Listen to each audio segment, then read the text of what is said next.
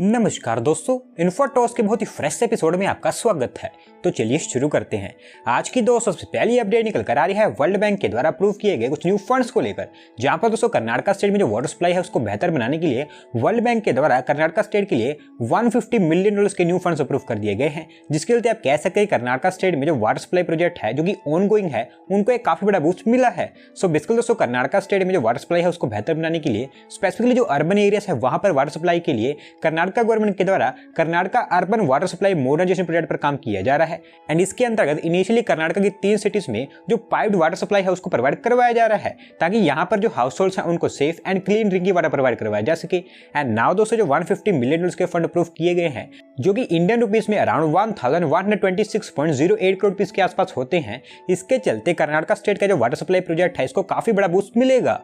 अगली दोस्तों अपडेट निकल कर आ रही है state owned oil company Indian oil corporation limited IOCL को लेकर, जहां पर हमारे देश में जो क्रूड ऑयल की ट्रांसपोर्टेशन है उसको और भी बेहतर बनाते हुए IOCL की तरफ से डिसाइड किया गया है कि वो उनकी एक new crude oil pipeline system को सेटअप करेंगे जिसको गुजरात के मुंद्रा पोर्ट से हरियाणा के पानीपत में उनकी जो रिफाइनरी है वहां तक बनाकर कंप्लीट किया जाएगा। एंड इसको डेवलप करने के लिए जो IOCL है उनके द्वारा 928 करोड़ रुपए की इन्वेस्टमेंट की जाएगी। तो दोस्तों जो क्रूड ऑयल पाइपलाइन सिस्टम होगा इसकी capacity per year 17.5 million tonne per annum की जो क्रूड ऑयल है उसको ट्रांसपोर्ट करने की होगी, जिसके थ्रू मुंद्रा पोर्ट से पानीपत तक डायरेक्टली जो क्रूड ऑयल है उसको ट्रांसपोर्ट किया जा सकेगा। एंड ये जो प्लान है ये IOCL का पानीपत रिफाइनरी एक्सपांशन प्रोजेक्ट जो कि एक 32,946 करोड़ रुपीस का बड़ा एक्सपांशन प्रोजेक्ट है उसके अंतर्गत कंप्लीट किया जाने वाला प्रोजेक्ट है। और वहीं बात करें इस पाइपलाइन के बारे में तो ये पाइपलाइन होगी इसके लिए जो क्रूड ऑयल स्टोरेज टैंक्स है उनको भी डेवलप किया जाएगा जो कि स्पेसिफिकली मुंद्रा में बनकर तैयार होंगे। एंड इसके लिए overall 9 crude oil storage tanks बनकर तैयार होंगे जिसमें से हर एक की कैपेसिटी 60,000 किलोलीटर की होने वाली है।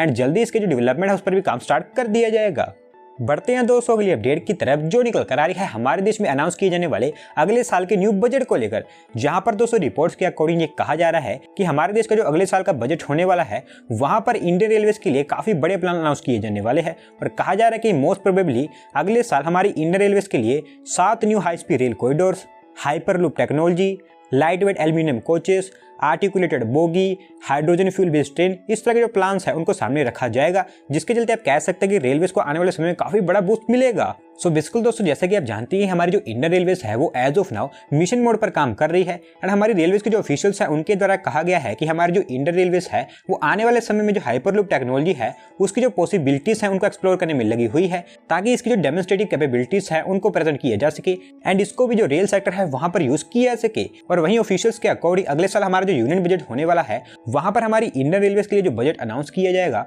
उसमें कुछ फंड्स ऐसे भी हो सकते हैं जो कि हाइपरलूप टेक्नोलॉजी की टेस्टिंग एंड पायलट बेसिस पर इसको टेस्ट करने के लिए अनाउंस किए जाए। तो दोस्तों देखते हैं कि आने वाले समय में जो हाइपरलूप टेक्नोलॉजी है इसको लेकर बजट में क्या अनाउंसमेंट होती है। अगली दोस्तों अपडेट निकल कर आ रही है वाराणसी उत्तर प्रदेश में लॉन्च किए गए कुछ न्यू प्रोजेक्ट्स को लेकर, जहां पर दोस्तों वाराणसी के लुक को और भी बेहतर बनाते हुए हमारे प्राइम मिनिस्टर जी के द्वारा वाराणसी में कई सारे प्रोजेक्ट्स का फाउंडेशन एंड साथ में इनोग्रेशन भी कर दिया गया है जिनकी वैल्यू 1,500 करोड़ रुपए से ऊपर की है। तो दोस्तों थोड़ा सा मैं आपको डिटेल में बताऊं तो सबसे पहले वाराणसी में बनास डेयरी संकुल के लिए एक जो न्यू प्लांट है उसका फाउंडेशन रखा गया है, जिसको वाराणसी के करखिया में Uttar Pradesh state industrial development authority का जो फूड पार्क है वहां पर बनाकर कंप्लीट किया जाएगा। एंड ये 30 एकड़ के एरिया में बनकर तैयार होगा जहां पर डेली 5 लाख लीटर ऑफ जो मिल्क है उसको प्रोसेस किया जा सकेगा। एंड ओवरऑल इसके डेवलपमेंट के लिए 475 करोड़ स्पेंड किए जाएंगे। एंड दोस्तों इसी के साथ साथ वाराणसी के रामनगर में एक biogas based electricity generation plant का भी जो फाउंडेशन रख दिया गया है। इसके अलावा मिल्क प्रोडक्ट्स के लिए स्पेसिफिकली एक न्यू पोर्टल भी लॉन्च किया गया है।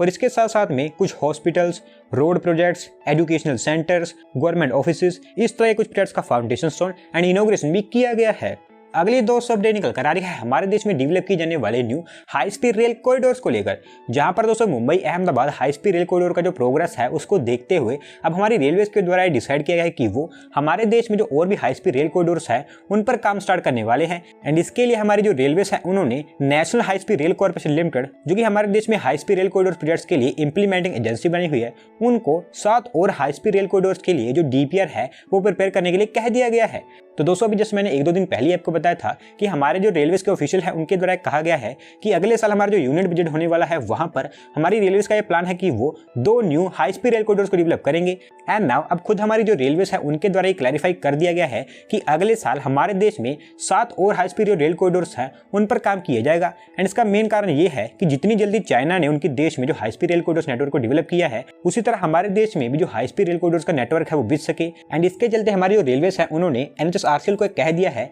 कि अगले साल के अंदर अंदर हमारे देश में 7 और हाई स्पीड रेल कॉरिडोर्स के लिए जो DPR है उसको प्रिपेयर कर लिया जाए। और वहीं बात करें हाई स्पीड रेल कॉरिडोर्स के बारे में तो दिल्ली वाराणसी, वाराणसी हावड़ा, दिल्ली अहमदाबाद, दिल्ली अमृतसर, मुंबई नागपुर, मुंबई हैदराबाद, चेन्नई बेंगलुरु, ये 7 कॉरिडोर्स है जिनको आइडेंटिफाई किया गया है। और अगले 1 साल के अंदर अंदर जो NHRCL है उनको इन सभी कॉरिडोर्स के लिए जो DPR है वो प्रिपेयर करने के लिए कह दिया गया है। अगली दोस्तों अपडेट निकल कर आ रही है टाटा ग्रुप की इंजीनियरिंग आर्म टाटा टेक्नोलॉजीज को लेकर, जहां पर दोस्तों टाटा टेक्नोलॉजीज के द्वारा कहा गया है कि उनको यूरोपियन एरोस्पेस मेजर एयरबस के द्वारा as a strategic partner announce कर दिया गया है। एंड नाउ इसके चलते जो टाटा टेक्नोलॉजीज है वो आने वाले समय में एयरबस के लिए इंजीनियरिंग, मैन्युफैक्चरिंग इंजीनियरिंग एंड साथ साथ में जो और भी सर्विसेज हैं उसका एज ए स्ट्रेटेजिक पार्टनर बन गया है। तो दोस्तों जो एयरबस है वो उनकी कई तरह की जो मैन्युफैक्चरिंग एंड इंजीनियरिंग सर्विसेज है उसके लिए एक रिलायबल पार्टनर को ढूंढ रहे थे। एंड उनका जो प्रोसेस था ये पिछले 7 महीने से चल रहा था, जहां पर उन्होंने वर्ल्ड वाइड बहुत सारी कंपनीज का सर्च किया। एंड उसके बाद में उनको जो टाटा टेक्नोलॉजीज है जो कि हमारी इंडियन कंपनी है वो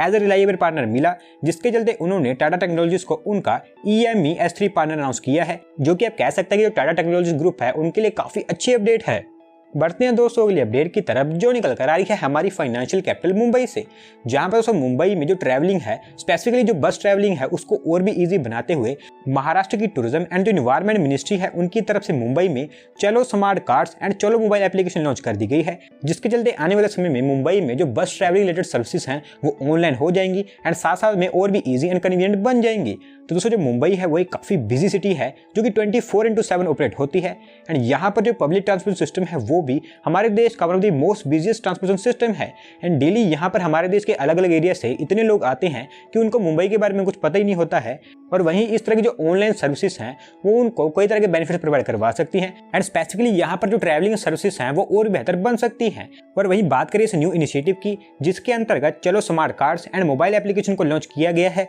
तो इसके चलते मुंबई में जो बस ट्रैवलिंग है उससे related online tickets, e-wallet, live बस ट्रैकिंग, इस तरह की जो थिंग्स है वो हो पाएंगी, जिसके चलते आप कह सकते हैं कि जो ट्रैवलिंग है काफी इजी एंड कन्वीनियंट बन जाएगी। आज की दोस्तों लास्ट अपडेट भी मुंबई से ही निकल कर आ रही है, जहां पर मुंबई में जो लॉजिस्टिक कनेक्टिविटी है उसको बेहतर बनाने के लिए reality state developer Lodha group, जिनको मैक्रोटेक डेवलपर भी कहा जाता है, उनकी तरफ से डिसाइड किया गया है कि वो मुंबई में उनका एक न्यू लॉजिस्टिक पार्क सेटअप करेंगे। एंड जो काम होगा उसको सेटअप करने के लिए इन्होंने मॉर्गन स्टैनले जो कि एक और रियल एस्टेट डेवलपर है उनके साथ में एग्रीमेंट साइन कर लिया है, क्योंकि ये दोनों ही मिलकर इस लॉजिस्टिक पार्क को डेवलप करने वाले हैं। दोस्तों जो लॉजिस्टिक पार्क होगा इसको अराउंड 72 एकड़ के एरिया में बनाकर कंप्लीट किया जाएगा, क्योंकि मुंबई के पास पल्लावा इंडस्ट्रियल एंड लॉजिस्टिक पार्क में बनकर तैयार होगा। एंड यहाँ पर इनके द्वारा अराउंड 1.9 मिलियन स्क्वायर फीट की जो grade A warehousing space होगी उसको बनाकर कंप्लीट किया जाएगा, जिसके डेवलपमेंट के लिए इनके द्वारा अराउंड 600 करोड़ रुपए की इन्वेस्टमेंट की जाएगी। और इस प्रोजेक्ट में दोनों कंपनीज का इन्वेस्टमेंट शेयर होने वाला है, लेकिन ये जो प्रोजेक्ट होगा इसको मेनली लोढ़ा ग्रुप के द्वारा डेवलप किया जाएगा। तो उसको देखते हैं कब तक जो लॉजिस्टिक पार्क है ये बनकर तैयार होता है।